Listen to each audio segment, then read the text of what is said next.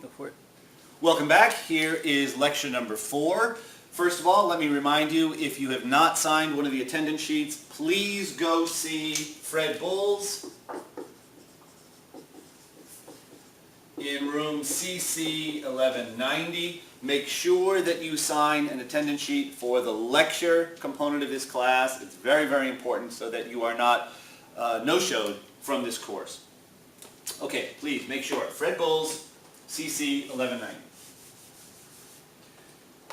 All right, so last time we started looking at different ways of describing motion. If you remember, this was the area of kinematics. And what we defined was a position vector for an object, basically a vector that went from the origin of our coordinate system to the point where an object was at a particular time. So the vector that goes from the origin to the point in question, that's the position vector. Then we defined a displacement vector, delta r. This showed us the change in the position. So if an object went from some initial position to a final position, a vector that extended from the tail of the vector at the initial position, the head of the vector at the final position, that was the displacement vector. We also defined a velocity vector. First, we defined the average velocity vector, then the instantaneous velocity vector, and then we defined an acceleration vector. The velocity vector was the rate of change of the position vector. The acceleration vector was the rate of change of the velocity vector. Likewise, we defined an average acceleration and then an instantaneous acceleration. Today, what we're going to do is work with these concepts, continue to work with these concepts, but we're going to look at a particular kind of motion. We're going to limit ourselves to just one type of motion, and that is where the acceleration is constant. This is called uniformly accelerated motion. So, of all the different possible types of motion that there are, obviously the acceleration does not have to be uniform for all types of motion, but for now we're going to limit ourselves to only that type of motion where the acceleration is constant. It has a constant value. This could be, we're still limiting ourselves to one-dimensional motion, so this is still just in the, say, along the x-axis. So this could be a positive number, x hat, could be a negative number, x hat, could be 0, x hat. 0 is still a constant, 0 acceleration, that's still a constant value. Okay, so let's remember, the acceleration, which is now constant, if the acceleration is constant, if the instantaneous acceleration is constant, the average acceleration has to be constant. So, the average acceleration, likewise, is going to be constant. And remember, we defined the average acceleration as the change in the velocity vector over time. So this is going to be some final velocity vector minus an initial velocity vector over the change in time. In other words, v final minus v initial, or, using the nomenclature I defined last time, v minus v naught over the time difference t minus t naught. Okay, now, what is this going to look like? Let's think about this conceptually. What is this motion going to look like, uniform accelerated motion?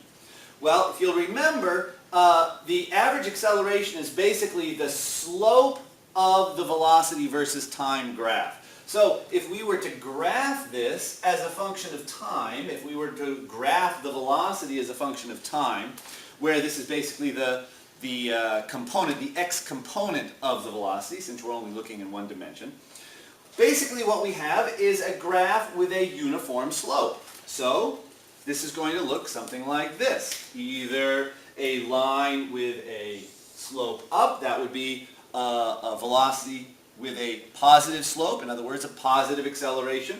A slope that's negative, in other words, a negative acceleration. Or we might have a horizontal line, and that would be 0 acceleration. So here, acceleration is positive, acceleration is negative, acceleration is 0. So basically we've got these three different possibilities. We can't have a vertical line because that would indicate an object with multiple velocities at a single time. And so we're not going to be able to have a vertical velocity, a vertical graph. That physically wouldn't make any sense. All right, now let's come back to this result here, A, and let's look at this just in one dimension. So we know that all of this is going to be in the x hat direction, so we'll look at these in terms of components, and let's write this just as A is equal to v minus v naught over t minus t naught. Without the vector signs, we're basically just looking at the x components of these vectors. All right, now we're going to make one more simplification. T naught, this is the initial time, or the time at which we're going to measure our initial velocity v naught. Let's make the assumption that we're going to set that at 0. In other words, we're measuring these time intervals. We're going to start our stopwatch at our initial time. When we start the stopwatch, that's when we measure our initial velocity. In other words, we're going to set t naught equal to 0. All right, now what does that leave us?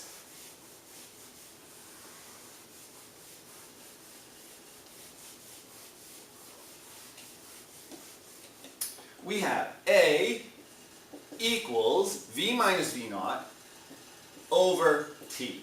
Now I'm going to multiply by t, bring the v naught over here, and rewrite this equation. V is equal to v naught plus at. All right, there we go. That is a very, very important result. I'm going to call that equation number 1. We're going to see this equation often enough, we're going to see it over and over again, that I'll essentially just be referring to it as equation number 1, and hopefully we'll kind of get used to that. And don't worry, there's going to be an equation number 2, 3, and 4. So we'll have some more as we move along. Now I want to emphasize, let's remember that this result is only true for a constant acceleration. If we had some motion where the acceleration was not constant, in other words, imagine you're driving down the highway, sometimes you're speeding up, sometimes you're slowing down, sometimes you're traveling at a constant rate, this equation would not hold because your acceleration is not constant in that case. This result only works when we're talking about a motion or a part of a motion where the acceleration is constant. So there we go, v equals v naught plus at. Well, we can think of this and say, well, if we were to graph this, what would it look like? Well, it's a straight line. There we go. If we think about graphing a line, y equals mx plus b, we know that y is going to be a straight line in terms of x with a slope m and a y-intercept b. Well, that's exactly what we have here. If we were to graph v as a function of the time t, we would have a straight line with a slope of a. Well, that's what we just said. We know that the slope of the velocity graph is the acceleration, and a y-intercept, in other words, a v-intercept of v naught. Now, what does that mean? The y-intercept is the value that we get for y when x is equal to 0. So you stick x equal to 0 and you get y equals b. Well, what do we get here? If we put in t equals 0, in other words, our initial time, v equals v naught. So what that tells us is v naught is our initial velocity. The velocity the object is moving at a time t equals 0. Well, that's exactly what we might have guessed back when we were looking at the graph of v versus t, and we had a straight line. We know that the slope of that is going to be the acceleration a, and it's going to cross this axis at the initial velocity v naught. Okay, so physically, what does this mean? What kind of motion is this going to look like? Well,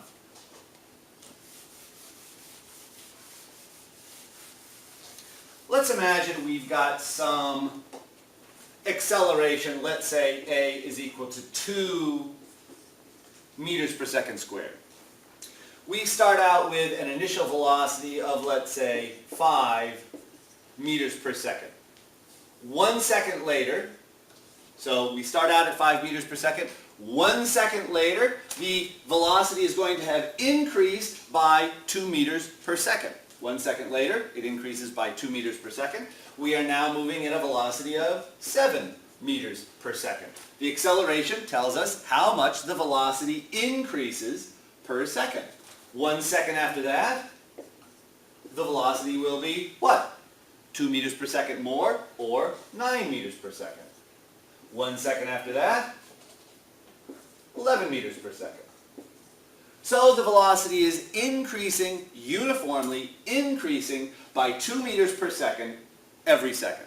That's what we mean by having an acceleration of 2 meters per second. Okay.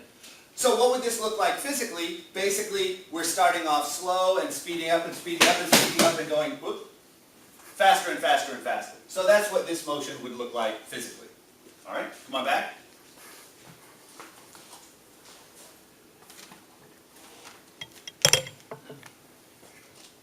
Okay. Great. All right, now, what if we have an acceleration of, let's say, -3 meters per second squared? What's this going to look like? Imagine we start out at, let's say, an initial velocity of 6 meters per second squared. Of 6 meters per second. 1 second later, we decrease the velocity by 3 meters per second. The velocity will now be, 3 meters per second. 1 second after that, subtract 3 again, the velocity is 0 meters per second. 1 second after that, the velocity is going to be -3 meters per second. So in this case, every second, the velocity decreases by 3 meters per second. So what would this motion look like? Now we're going very fast, but slowing down. So we're going fast, slowing down, stopping, that's the v equals 0, but then we start speeding up the other way. So we're going fast, slowing down, stopping, turning around, and going back the other way. So that would be a negative acceleration, starting out with a positive velocity. Okay, great. So let's continue.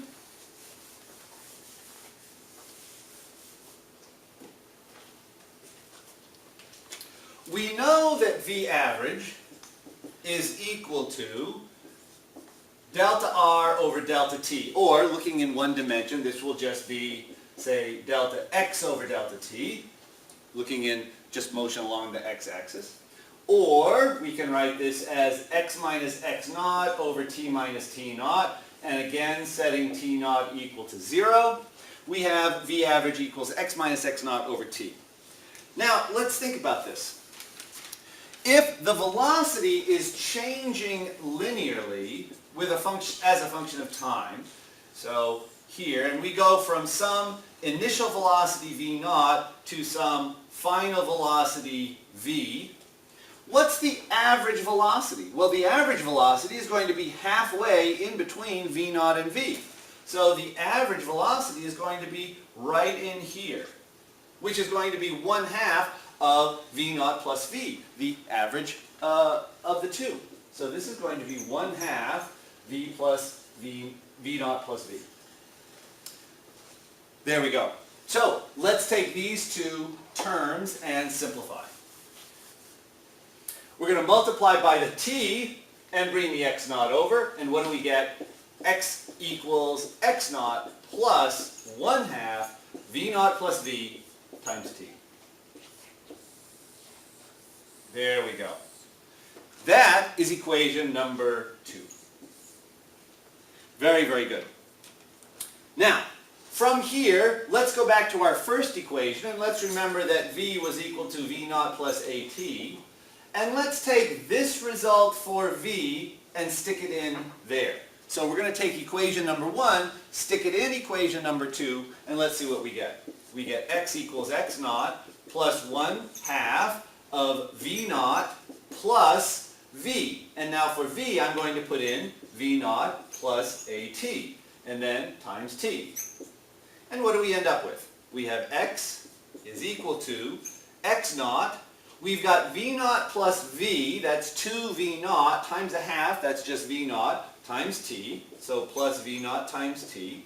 And then we have plus 1/2 at squared. And there is equation number 3. All right, let's take a look at what we've got so far.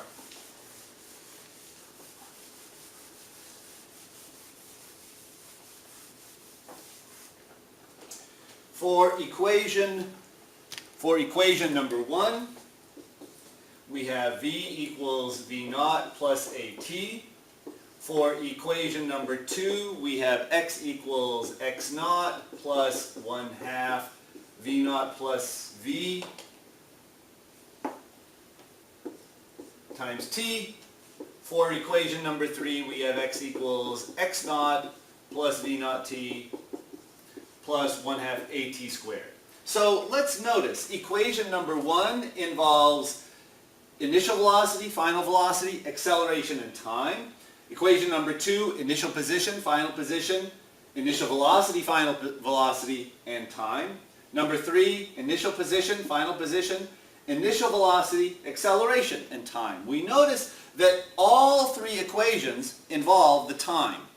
It might be useful to have a result that didn't have t in it, so that if we don't know how much time has passed, we would still be able to calculate some unknown. So what we're going to do is actually take equation number 1, solve that for t, and then put that into equation number 3.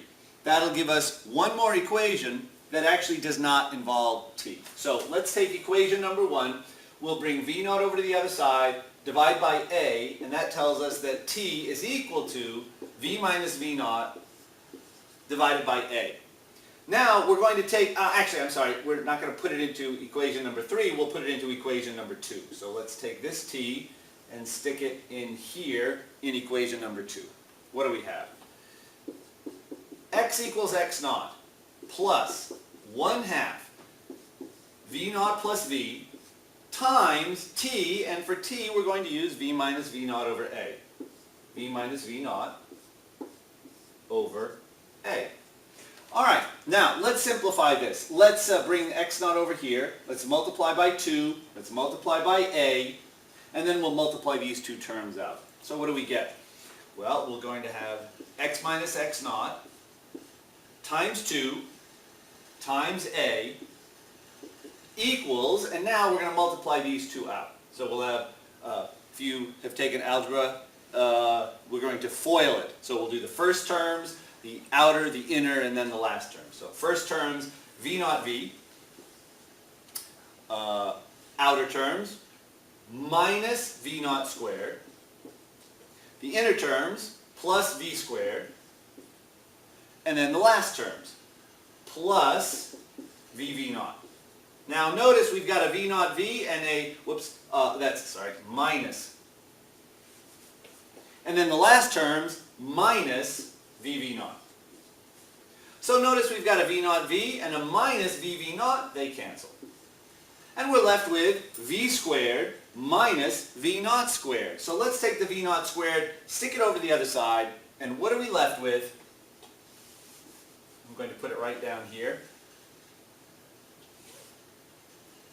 We've got v squared is equal to v naught squared plus 2a x minus x naught. And that is equation number 4. That gives us a result that involves the initial and final positions, the initial and final velocities, the acceleration, but does not involve the time. What we're going to do now is take these 4 results and apply them. We're going to stick some numbers in here, applying them to some different kinematic problems to see if we can figure out what kind of motions we have. So let's stop the first part and we'll pick this up for the second part.